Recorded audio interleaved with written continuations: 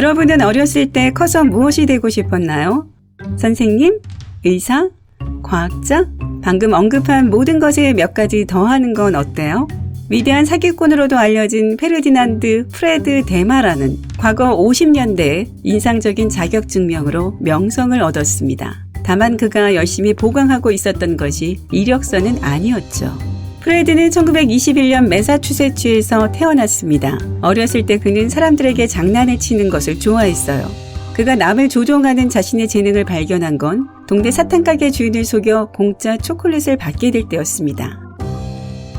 똑똑한 아이죠. 지역 영화관의 영사기사였던 아버지 덕에 프레드는 여러 배우들의 사진에 둘러싸여 자랐는데 아마 그러면서 앞으로 일어날 일에 대한 영감을 받은 것 같습니다. 16살 때 프레드는 수도원에 합류해 수도사가 되겠다고 뛰쳐나갔습니다. 4년 뒤에는 수도원을 떠나 육군에 입대하기로 했죠. 하지만 훈련을 시작하자마자 잘못 생각했다는 것을 깨닫고 거기서 탈출할 표를 찾기 시작했습니다.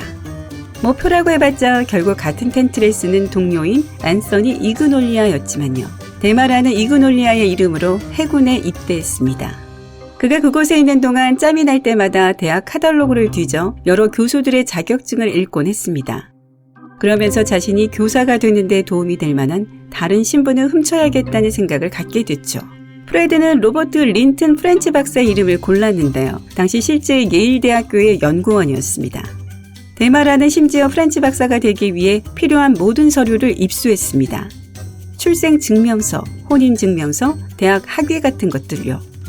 이 모든 자료들을 손에 넣은 프레드는 새로운 모험을 떠나 철학과 윤리학을 공부하며 지식을 넓히기로 합니다. 윤리학이라 아이러니하네요. 하지만 믿거나 말거나 그는 이 분야에 뛰어났답니다. 일단 우리의 프레드가 모든 것을 다 익히자 그는 펜실베니아 이리에 있는 대학에서 심리학을 가르치는 새로운 삶을 시작했습니다. 물론 프렌치 박사의 이름으로요. 하지만 그 일시적인 경력도 오래가지 못했습니다. 그는 쉽게 지루해하는 타입이었으니까요. 이윽고 그는 이리를 떠나 로스앤젤레스로 향했고 그곳에 있는 요양원에서 의사 보조직으로 일했습니다. 짧은 시간 안에 프렌치 박사에게 꽤 대단한 이력서를 만들어줬나요?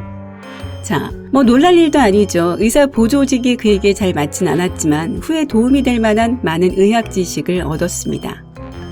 그렇게 요양원에 사직서를 제출한 이 직업 많은 남자는 세인트 마틴 대학교에서 심리학을 가르치기 위해 워싱턴주로 건너갔습니다.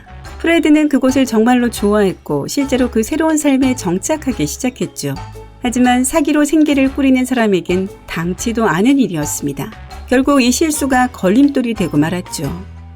워싱턴에 있는 동안 데마라는 지역 보안관 프랭크 탐블린과 친구가 되기까지 했습니다.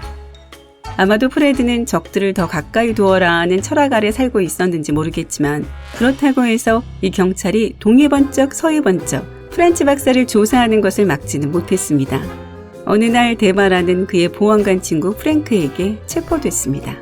그리고 캘리포니아의 산 페드로 교도소에서 18개월을 보냈죠.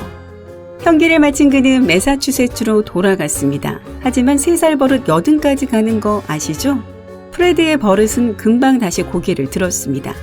그의 새로운 자아는 세실 하만 박사였습니다. 켄터키 출신의 생물학자였죠. 그 사람의 자격증을 이용해서 프레드는 하버드 부속병원에서 생물학 연구원으로 일하게 됐습니다. 그러나 이 쉬지 않는 영어는 또다시 지루해졌고 그래서 매사추세츠에서 메인 그리고 캐나다로 건너가 신학을 공부하기 시작했어요. 거기서 데마라는 조셉 시어 박사와 친구가 되었죠.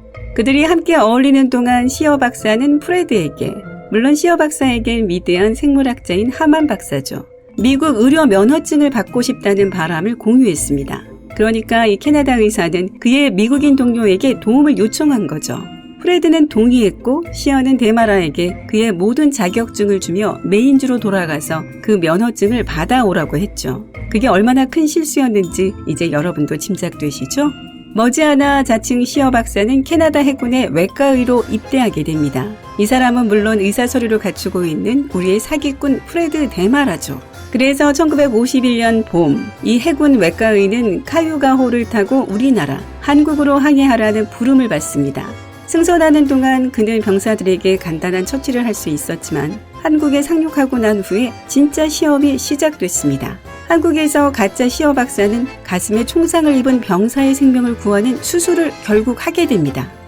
그리고 이 남자가 평생 수술을 한 적이 없다는 사실에도 불구하고 내 심장 비슷한 것도 못 봤죠. 수술은 성공적이었어요. 일이 잘 되려고 했는지 배의 선원들이 모든 것을 목격했고 덕분에 어느 정도의 의학적 신뢰까지 확보하게 됐습니다.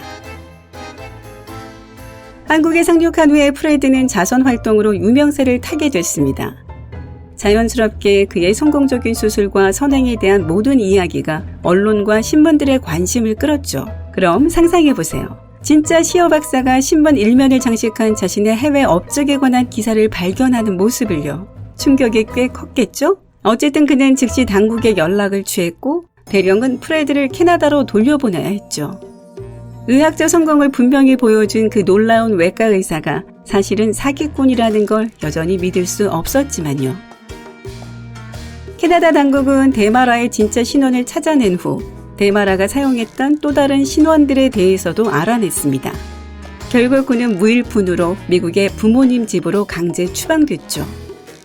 돈이 절실히 필요했던 그는 가짜 해군 의사라는 제목으로 라이프 잡지와 인터뷰를 하기로 했어요. 그는 이렇게 생각했죠. 공개적으로 사과하면서 자신의 사연을 나눌 수 있을 거라고요. 인터뷰가 끝난 후 그는 여기저기서 임시직으로 일했고 덕분에 청구서를 감당할 수 있었습니다. 그러다가 흔적도 없이 사라져버렸죠. 이렇게 프레드 데마라의 모험이 완전히 끝나버린 걸까요? 아니, 전혀요. 1955년 텍사스의 벤자민 존슨 박사를 가장한 그가 다시 나타났어요. 그는 한동안 교수로 일하다가 교도관이 되었습니다. 그리고 여기서 그의 교활한 천재성이 또 한 번 드러나죠. 어땠냐면 교정부에 취직하는 것이 쉽지 않을 거라는 걸 본인도 아니까 일부러 지원서를 엉뚱한 부서로 보낸 겁니다. 그러고 나니 그 지원서가 다시 해당 부서로 전달되면서 마치 첫 번째 부서에서 추천한 것처럼 보였던 거죠. 구직 중인 분들 메모하세요. 그 기발한 술책이 효과가 있었던 건 분명해요. 왜냐하면 그는 거기 취업해서 교도소의 부서장 자리에까지 오르거든요. 이전에 많은 가짜 직업에서도 그랬지만 데마라는 심지어 이 일에도 뛰어났습니다. 그렇게 교도소 소장으로 승진했죠. 하지만 그의 새 성공은 오래가지 못했습니다. 재소자 한 명이 라이프지와 인터뷰했던 그를 알아봤거든요. 그는 일이 커지기 전에 교도소에서 도망쳤습니다. 그렇게 1956년 여름이 되자 위대한 사기꾼은 메인주로 돌아왔습니다. 영어와 라틴어 교사로서의 새로운 모험을 위해 마틴 고드가르트가 되어서요. 그리고 뜻밖에도 라이프지에 실린 그의 인터뷰를 읽었던 학부모 한 명이 그 사기꾼을 알아보고는 두 팔을 걷어붙이고 나섰습니다. 그녀는 그가 술잔에 지문을 남기도록 속임수를 썼죠. 그리고 그 지문을 FBI에 보냈고 데마라는 1957년 2월 14일 체포됐습니다.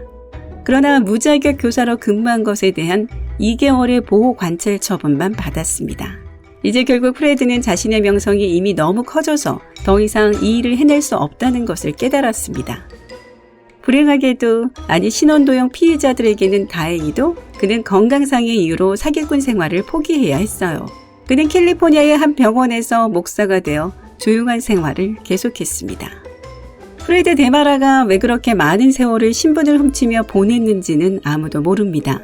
끓어오르는 모험심? 아니면 새로운 무언가에 대한 갈망이었을까요? 그는 자서전에서 자신은 항상 느슨하고 늘어져서 사용되지 않는 힘을 움켜쥐었던 것이고 누군가의 영역을 절대 침범하지 않도록 항상 새로운 모험을 시작했다고 합니다. 이제 그가 어떻게 그런 일을 할 수 있었는지에 대해선 설명이 될 것 같지만 왜라고 묻는다면 추측밖에 할 수 없네요. 자, 여러분은 프레드 데마라가 왜 신분들을 훔치고 그들의 직업을 성공적으로 수행할 수 있었다고 생각하세요? 여러분의 의견을 댓글로 남겨주세요. 오늘 새롭게 알게 된 것이 있다면 영상에 좋아요를 누르고 친구와도 공유해주세요. 잠깐, 아직 가시면 안 돼요. 여러분이 확인해야 할 2000개 이상의 멋진 영상이 기다리고 있습니다. 왼쪽 오른쪽 중 하나를 클릭하고 즐겁게 감상하기만 하시면 돼요. 밝은 면과 함께 하세요.